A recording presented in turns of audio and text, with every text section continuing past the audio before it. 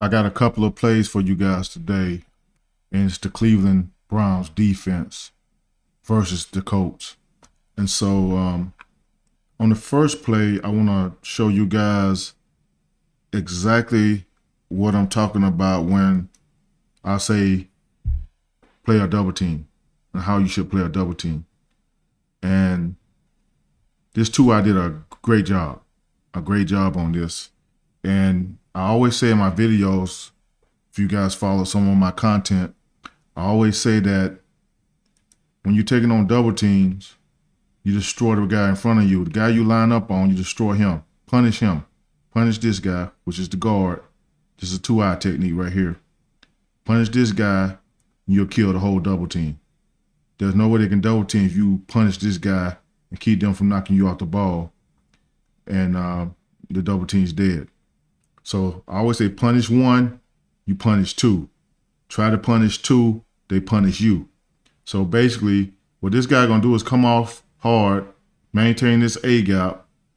He's gonna come off. This guy's gonna come off late. This guard gonna come off late, but he's gonna be in his A gap. He did an excellent job of bringing his hands, coming out of his hips, and setting a new line of scrimmage with this guy, or stalemating it enough that the double team won't work.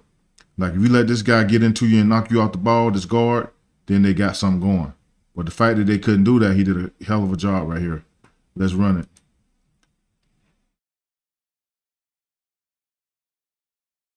Right there.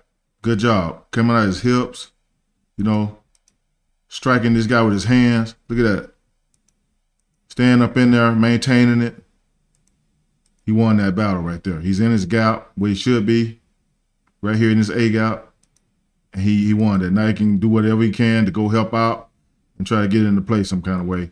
Again, 2-eye technique. Excellent job of bringing your hands, your hips, and bringing everything you got to punish this guy to kill the double team. And whenever you can do that, you're going to have a solid down of play.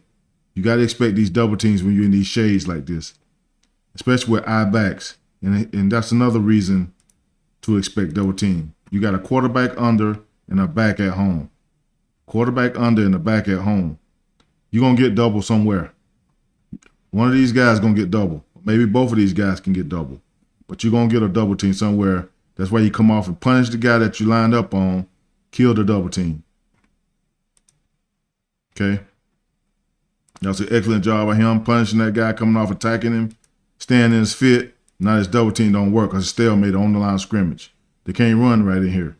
They can't run. He got his gap right there handled. He got his gap handled. They can't run in here. So he did an excellent job right there on that double team, fighting that thing, staying in there. Now he can go play football. Okay? Another observation that I saw was, I don't know if Schwartz changed his defense at all, but normally this DN right here with a C-gap insert, we call this a C-gap insert. So you have a guard, a tackle, and your tight end, and you have a guy inserted into the C-gap. We call this a C-gap insert. And most times, I know we did it in Philly, they would take this end and put him in this insert right here and play this right here. Play right through this crease right here. Because right here, pretty much they created another gap. So you got two gaps now. And if you've been following my videos, I talk about it all the time where you should never have two gaps in between your guys up front on D-line. D-line should never have two gaps open. So right here we got a gap here and we got a gap right here. So that's two gaps. So basically he need to get down here in this crease and go hit this. That's what he got to do. And normally that's what happens with Schwartz defenses. A lot of defenses we ran, we always took this away by getting in here or maybe staying out here and coming out late and hitting this. But that's just an observation I saw, and I wonder if he changed his defense since he's been in Cleveland. On this play, it's just another observation where normally put the DN in the crease and go hit this. Because they motion a guy, they had a wing and they motion a guy inside the wing. And all they're doing is creating extra gaps. So right here they motion the guy inside. So now you got 1, 2 gaps. They're just creating an extra gap right here. So the only way you're going to be able to play this to get this end down in here, and this is a C-gap insert they created pretty much, with a wing look. But they created this C-gap insert right here. And all you got to do is get the end down here and go hit this. If this end comes down and hit this, he may make this play. Because the play ran right where he would be hitting this at, right here. He hitting this at. He probably can get down in there and help out with this play.